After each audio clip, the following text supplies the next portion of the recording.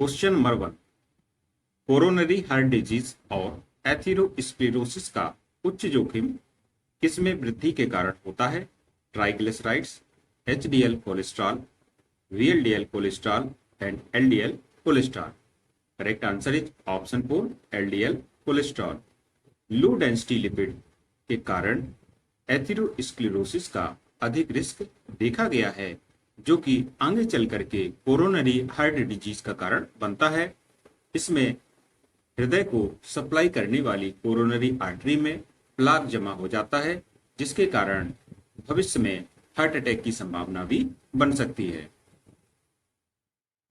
Next question, which of the following is a morphological pathological process occurs in irreversible cell injury? Hyaline change, autolysis change, mucoid change and hydropic change. Correct answer is option 2, autolysis change. होता क्या है कि जब इसमें पूछा गया है, एक ऐसा प्रोसेस है जो कि सेल में इरिवर्सिबल सेल इंजरी का कारण बनता है। मींस ये कोई भी सेल होगी, इसकी डेथ हो जाती है, तो यह होता है प्रोसेस होता है ऑटोलिसिस चेंज होता है। इसमें सेल के अंदर पाए जाने वाले लाइसोसोम्स डाइजेस्टिव एंजाइम्स का सीक्रेशन करते हैं, जिसके कारण सेल की डेथ हो जाती है। तो इस प्रकार से यह एक इरिवर्सिबल चेंज होता है। यदि सेल को किसी प्रकार का डैमेज हो जाए तो यह एक इरिवर्सिबल चेंज होगा और आगे चल करके यह ऑटोलिसिस चेंज का रूप लेता है। तो इस प्रकार से यहाँ पर ऑप्शन 2 सही होगा। नेक्स्ट क्वेश्चन नंबर 3, जननी सुरक्षा योजना निम्नलिखित में से किसके तहत सुरक्षित मातृत्व हस्तक्षेप है? इंद्रधनुष 2.0, आयुष्मान भारत मिशन, राष्ट्रीय ग्रामीण स्वास्थ्य मिशन, राष्ट्रीय शहरी स्वास्थ्य मिशन। जीएसवाई को शुरू किया गया था राष्ट्रीय ग्रामीण स्वास्थ्य मिशन मीन्स एनआरएचएम के द्वारा, इसलिए यहाँ पर तीसरा ऑप्शन सही होगा। नेक्स्ट क्वेश्चन, निम्नलिखित में से कौन सा ब्रेक कार्सिनोमा रीनल कार्सिनोमा के विकास के लिए मान्यता प्राप्त जोखिम कारक मीन्स रिकॉग्नाइज्ड रिस्क फैक्टर नहीं है? Obesity, smoking, hypertension and haemodialysis. यहाँ पर जो ओबेसिटी के कारण, स्मोकिंग के कारण और हाइपरटेंशन के कारण किडनी कैंसर होने की संभावना होती है, जबकि जो हीमोडायलिसिस है इसका इससे कोई लेना देना नहीं है, इसलिए फोर्थ ऑप्शन सही है। Next question, in assessing fluid status in a patient with acute kidney injury, which physical finding best indicates fluid deficit? Poor skin turgor and dry mucous membrane, bivascular crackles, periorbital edema, bonding peripheral pulses। तो यहाँ पर जब बात हो रही है एक बीमारी की, एक्यूट किडनी इंजरी हो गई है, तो इसमें कौन सी फिजिकल फाइंडिंग ऐसी होगी जो कि शरीर में फ्लूइड की कमी दर्शाएगी? तो पहला ऑप्शन यहाँ पर सही होगा, क्योंकि जब भी फ्लूइड की कमी होती है तो स्किन टर्गर पुअर हो जाएगा, पुअर स्किन टर्गर और म्यूकस मेम्ब्रेन ड्राई हो जाएगी, इसलिए फर्स्ट ऑप्शन यहाँ पर सही होगा।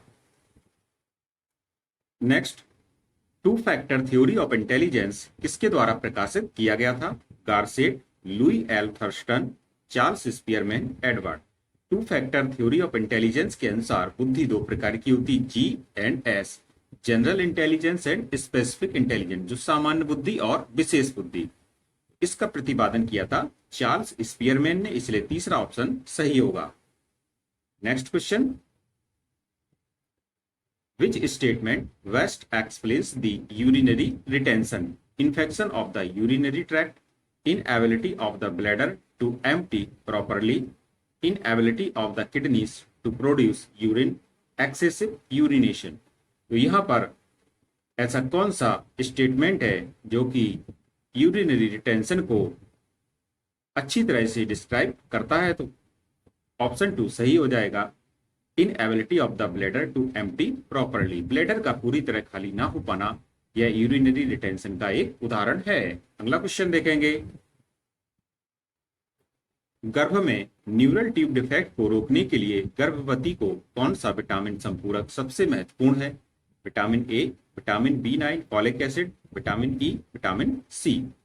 न्यूरल ट्यूब डिफेक्ट्स को रोकने के लिए जो इम्पोर्टेंट फैक्टर होता है यहाँ पर विटामिन है, यह है विटामिन B9 या folic acid. Next question, which theory of culture applies to the concept of biological evolution to human knowledge? Dual inheritance theory, multilinear theory, cultural particularism and evolutionary episiotomy. यहाँ पर evolutionary episiotomy होता है, यह एक प्रकार का सांस्कृतिक अभिलेख होते हैं। जैसे आपने देखे होंगे पत्थरों पे उत्कीर्ण कुछ भाषा होती पुराने समय में लिखी जाती है, वो उसको एपिसियोटोमी बोला जाता है। तो यह क्या होता है? Biological evolution to human knowledge, मनुष्य के जो भी ज्ञान है उसके संवर्धन का एक बायोलॉजिकल इवोल्यूशन का उदाहरण है। इसीलिए यहाँ पर चौथा ऑप्शन सही होगा।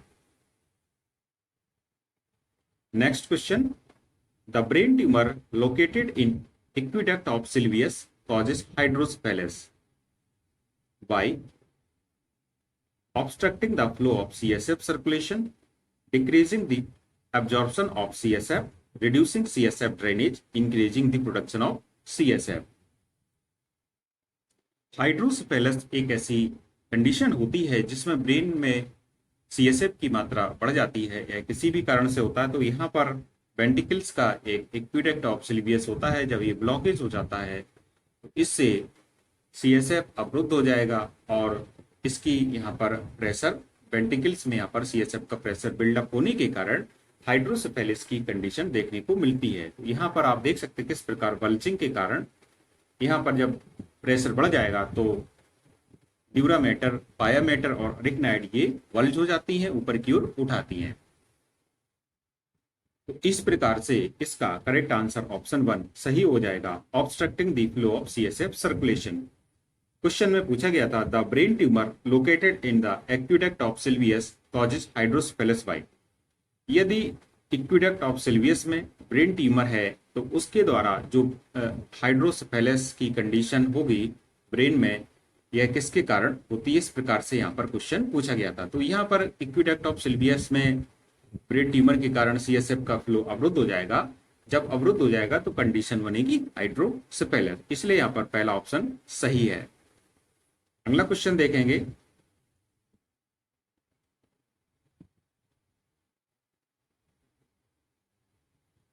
किस स्थिति में रोगी को अस्पताल ले जाने से पहले प्राथमिक उपचार के रूप में कॉलर सीलिंग का प्रयोग किया जाता है?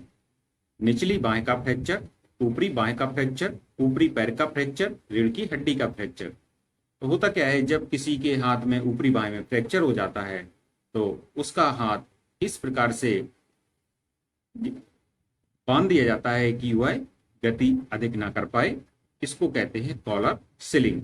इसलिए यहाँ पर दूसरा ऑप्शन सही होगा। अगला क्वेश्चन देखेंगे,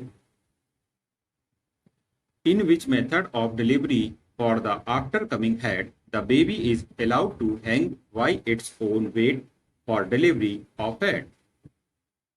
Modified Mariso-Smalley weight technique, Wern's Marshall method, breech extraction, forceps delivery। तो यहाँ पर यह पूछा गया है कि जब किसी बच्चे की डिलीवरी हो रही हो हेड के बाद, तो उसको बच्चे को अपने वजन पर, जो उसका स्वयं का वजन है उसके ऊपर डिलीवरी का, हेड की डिलीवरी करने के लिए उसके बच्चे के वजन को लटकने दिया जाता है। मीन्स जब बच्चे का कुछ पार्ट बाहर आ जाए और सिर फंस जाए तो सिर को पूरा ऐसे ही छोड़ दिया जाता है। यह किस टेक्निक का हिस्सा होता है? तो देखिए, पहले तो मानते हैं कि यह एक प्रकार का ब्रीच प्रेजेंटेशन है कि पूरा पार्ट शरीर का बाहर आ गया, हेड यहाँ पर हैंग हो गया, फंस गया है, तो इसको अपने शरीर पर छोड़ देंगे, वो एज इट इज छोड़ देंगे इसके बच्चे के वेट पर। तो इससे जो तकनीक होती है, जो मेथड होता है, इसको कहते हैं Burns Marshall method. Next question, renal tumour का सबसे सामान्य प्रारंभिक संकेत क्या है?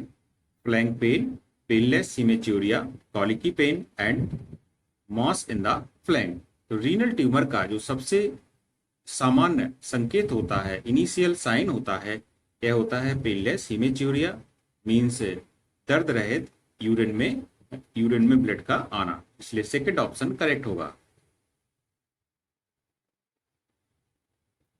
The morphology of reversible cell injury seen includes hydrophic chain, osseous chain, metabolic chain and oxidative chain। तो morphology of reversible cell injury यह किस में देखा जाता है? तो यह देखा जाता है हाइड्रोपिक चेन, इसलिए पहला ऑप्शन सही होगा। Mental hygiene primarily refers to the practice and study of maintaining and promoting mental health, the cleanliness of mental health facilities, personal hygiene habits during psychiatric treatment, the treatment of diagnosed mental disorder। तो यहाँ पर जब बात हो रही है mental hygiene की, जिस प्रकार से व्यक्ति का मन, जिस प्रकार से आपने देखा होगा शरीर बीमार होता है, उसी प्रकार से व्यक्ति का मन भी बीमार होता है। तो मानसिक स्वच्छता भी बहुत जरूरी है, मेंटल हाइजीन भी आवश्यक होती है, और यह होता है the practice and study of maintaining and promoting mental health. Next question,